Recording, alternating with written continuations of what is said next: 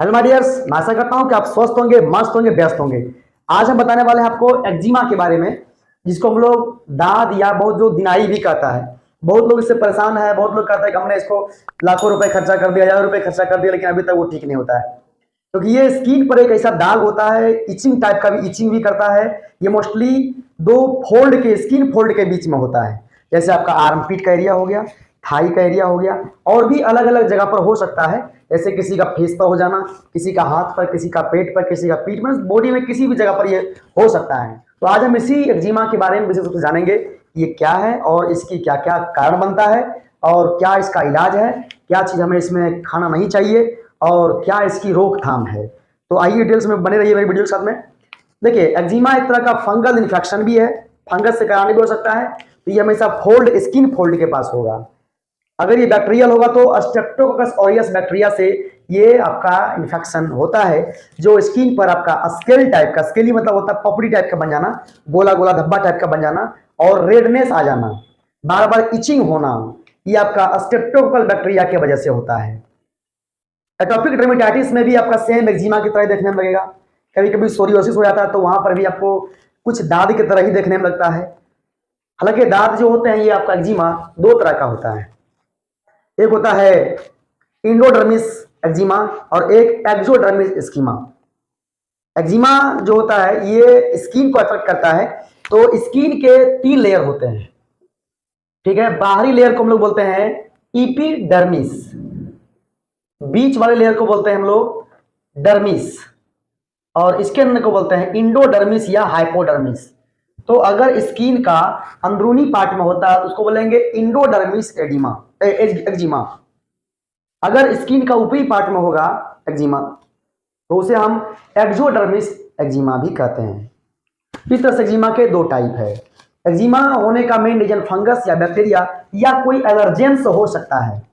जैसे किसी का डेंडर होना, कोई आदमी अगर खरगोश या बिल्ली या कुत्ता को पालता हो तो उसका भी डेंड्रफ से, डेंडर जो होता है रूसी, उसके वजह से भी एक्जिमा हो सकता है। कुछ आदमी अगर बाहरी खान पान के वजह से भी हो सकता है, जैसे कि कोई आदमी लगातार बाहरी खान पान, ड्राई फ्रूट, चाइनीज फूड का सेवन कर रहा हो, या वो आदमी हमेशा नॉनवेज खाता हो, वैसे लोग को भी एक्जिमा होने के चांसेस बनता है। अगर कोई भी लोग एक्जिमा होता है तो उसको बार बार इचिंग दिखता है, यानी कि सिम्टम्स के बारे में बात करेंगे। इचिंग होता है बॉडी पर, इचिंग के साथ में वहां पर कभी कभी नोचते नोचते ब्लीडिंग भी आने लगता है, गोल गोल धब्बा बन जाएगा, पपड़ी टाइप का बनने लगेगा, और वह आपकी जो फेशियल एक्सप्रेशन है, फेस का जो बनावट है, उसको भी बदल देता है। कभी कभी इतना लोग परेशान हो जाता है, युवा लोग की डिप्रेशन में चला जाता है कभी कभार। तो ये एक्जिमा बहुत ही ज्यादा हार्मफुल है। हालांकि ये कॉन्टेजियस नहीं होता है, यानी कि किसी को छू दिए, टच कर दिए तो उसको एक्जिमा हो जाए, ऐसा पॉसिबल। इसके बारे में बात करेंगे तो इलाज में आपका कुछ घरेलू नुस्खा भी अपना सकते हैं, कुछ प्रिवेंशन बचाव भी है, और कुछ दवाएं भी है। तो बहुत लोग स्टेरॉइड ड्रग्स का प्रयोग करके इसका ट्रीटमेंट करते हैं, लेकिन वह कुछ हद तक ठीक करता है, लेकिन वो अंदर से ऑर्गन को डैमेज कर देता है। तो इससे बचाव करने के लिए हम लोग लगभग एंटी फंगल ड्रग्स के रूप में केटोकोनाजोल या लूलिकोनाजोल का प्रयोग करते हैं। इसके अलावा मेकेनजोल या क्लोट्रीमाजोल का प्रयोग करते हैं, ये क्रीम के फॉर्म में, ऑइंटमेंट के रूप में, जो आपको फिगर पे दिख रहा होगा।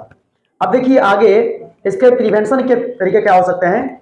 बार बार किसी को पसीना आता हो, या नहाने के बाद में उसका पानी जांघ के बीच में या फिर हाथ के बीच में आ गया हो, तो उस कंडीशन में क्या होगा कि उसका वहां पर पसीना की वजह से वहां फंगस ग्रो करने लगेगा। इसलिए नहाने के बाद हमेशा आपको सूखे कपड़े से दोनों स्किन फोल्ड को, चाहे थाई के बीच हो चाहे वो हाथ के बीच हो, इसको सूखे कपड़े से बढ़िया से पोंछें। साबुन का, शैम्पू का प्रयोग नहीं करें, और कोई बाहरी सब्सटेंस जैसे कुछ भी लोशन हो गया, इन सब का भी प्रयोग आप ना करें। इन सब प्रयोग से बचें, और जितना अधिक से अधिक हो आप एरिया को खुले छोड़ें, ताकि इससे क्या होगा, उसमें हवा लगेगा और बाहरी इन्फेक्शन से बचाव हो जाएगी। तो आज मैं आपको बताया हूँ टोटल एक्जिमा के बारे में। इसके संबंधित और भी कोई आपको प्रॉब्लम है, समस्या है, तो आप कमेंट बॉक्स में लिख करके भेजें, उसकी सॉल्यूशन मैं करूँगा। फिलहाल आपका दिन शुभ हो, मंगलमय हो। बहुत बहुत धन्यवाद।